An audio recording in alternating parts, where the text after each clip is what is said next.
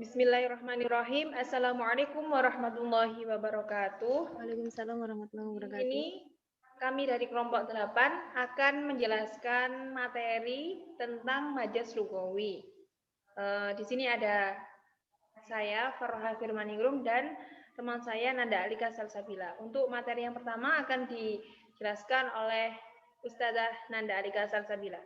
Falyatafaddal 'alaiha mashkuran. Kok bisa begini?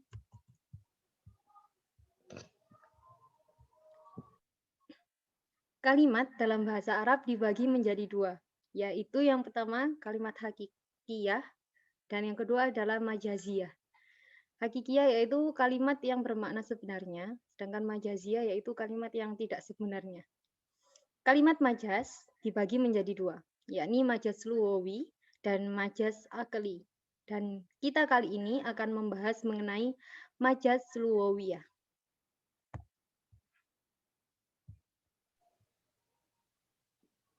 Baik, selanjutnya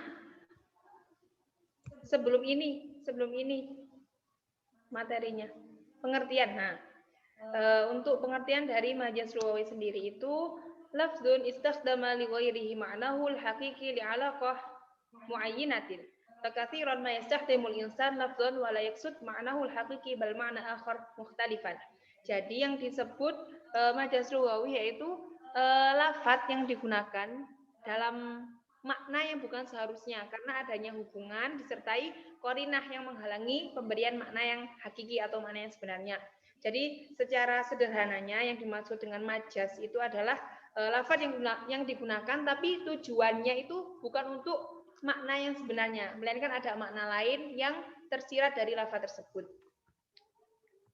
Selanjutnya yakni syarat majaz. Syarat majaz ada dua. Yang pertama wujudul qarinah, yaitu qarinah adalah dalil yang menunjukkan kehendak yang ingin disampaikan melalui lafaz yang digunakan pada selain makna aslinya. Yang kedua yaitu wujudul alaqah bainal makna asli wa maknal majazi, yaitu adanya hubungan antara makna hakiki atau makna majazi. Yakni adanya hubungan antara makna yang sebenarnya dengan makna yang tidak sebenarnya. Selanjutnya contoh majaz. Langsung saja kita memasuki contoh dari majaz lughawi. Ini contoh yang pertama, contoh yang cukup sederhana ya. Kalimatnya singkat yaitu ra'aitu asadan yakiru 'alal a'da'i bi sayfihi. Artinya aku telah melihat singa menghadapi musuh-musuhnya dengan pedangnya. Nah, lafaz majaz di sini itu lafaz asadan atau singa. Nah, di bawahnya ada keterangan bahadhil jumlah yadullu ala anna al-asad al-madhkur fil jumlah laisa al-asad alladhi na'rifuhum. Singa atau lafaz asad yang dimaksud di dalam kalimat ini itu bukan singa yang sudah kita ketahui di kehidupan sehari-hari seperti yang di kebun binatang atau yang di mana, itu bukan. Wa dalilu ala dzalik, dan tandanya dari itu adalah lafaz bisayfihi, dengan pedangnya. Artinya fal asadul haqiqi la yahmilu sayfan. Singa atau asad yang sebenarnya itu tidak mungkin dia itu membawa pedang. Nggak mungkin kan ya, singa yang kakinya 4 dia itu membawa pedang. Wa innamal maksud bil asadi yakni rajulun syuja'un. Nah, yang dimaksud dengan asad atau singa di lafaz ini itu adalah pemuda yang pemberani. Rajulun syuja'un. Nah, ini kalau lafaz ini dipreteli satu-satu itu makna hakiki itu singa atau asadan. Makna majazinya makna yang diinginkan itu adalah pemuda tangguh atau pemberani. Alaqah tadi sudah dijelaskan sama Ustazah Elsa, yaitu hubungan antara singa dengan pemuda pemberani, yaitu sama-sama tangguhnya. Jadi pemuda pemberani itu diibaratkan dengan singa. Kemudian korinahnya itu lafaz saifun, tandanya kalau lafaz asad ini bukan asad yang sebenarnya kita ketahui yang kakinya 4 itu, tandanya apa? Lafaz saifun atau pedang, karena singa yang sesungguhnya, singa yang hakiki itu tidak mungkin membawa pedang. Mungkin itu selanjutnya. Untuk contoh selanjutnya, ya ini ra'aitu najman fil fasli, yang artinya saya melihat bintang di kelas. Makna hakikatnya adalah najman, makna hakikatnya adalah bintang.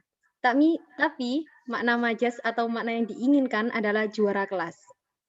Alakohnya atau hubungan antara bintang dengan bintang di kelas, yakni bintang di langit dan juara kelas itu sama-sama memiliki kedudukan yang tinggi. Sedangkan korinahnya atau yang membedakan, yakni fil fasli. Karena bintang letaknya di langit, bukan di kelas. Maka itu yang menunjukkan bahwa yang dimaksud bukan bintang di langit, tapi juara kelas. Seperti itu. Selanjutnya. Oke. Untuk contoh selanjutnya ini contoh yang sedikit panjang ya. Di sini saya akan mencoba menjelaskan. Mungkin nanti bisa dibantu ya Ustazah Elsa ya apabila ada kesulitan. Di sini ada lafaz qamat tudalliluni minasyamsi nafsu uhibbu ila min nafsi. Artinya, berdirinya seorang perempuan yang telah memayungiku dari matahari. Dia adalah seorang perempuan yang aku cintai melebihi diriku sendiri. Terus di bawahnya ada lafaz lagi di bait selanjutnya qamat tudalliluni wa min ajabi syamsi tudalliluni minasyamsi. Di sini ada dua lafaz syamsi, ada dua lafaz syamsun, lafaz matahari. Lafaz syamsun di sini itu sebagai majasnya. Kemudian lafaz tudalliluni itu sebagai korinahnya. Korinahnya itu tanda ya. Jadi lafaz matahari yang di lafaz ini tuh bukan matahari yang biasa kita ketahui di bumi ini, yang ada satu di atas itu bukan. Akan tetapi lafaz syamsun di sini itu diibaratkan sebagai perempuan. Ya, perempuan ya, Buniel saya. Ya. Diibaratkan sebagai perempuan yang bersinar gitu. Jadi lafaz syamsun tadi itu sebagai majasnya, kemudian tudalliluni itu sebagai korinah atau tandanya. Kenapa menjadi tandanya? Karena tudalliluni itu artinya memayungi ya. Ya, lafaz tudalliluni artinya memayungi. Jadi kan tidak mungkin matahari yang sebenarnya itu bisa memayungi, bisa membawa payung, memayungi manusia kan nggak mungkin. Kemudian lafaz syamsun yang terakhir itu lafaz hakikinya, lafaz matahari yang sebenarnya. Jadi alakohnya itu atau hubungannya antara wanita atau perempuan yang bersinar dengan matahari itu sama-sama apa ya, kayak memancarkan sinar gitu. Terus korinahnya atau tandanya itu tudalliluni tadi, karena matahari yang sebenarnya itu tidak mungkin dia membawa payung atau bisa memayungi seseorang yang ada di bumi. Mungkin ada tambahan dari Ustazah Elsa? Dirasa cukup ya, cukup jelas. Ya. Alhamdulillah.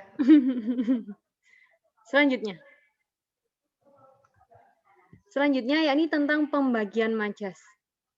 Majas sendiri, majas lugawi ya, dibagi menjadi dua, yakni majas isti'aroh dan majas mursal.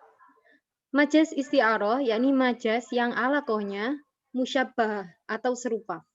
Sedangkan majas mursal adalah majas yang alakohnya tidak musyabbah atau tidak serupa.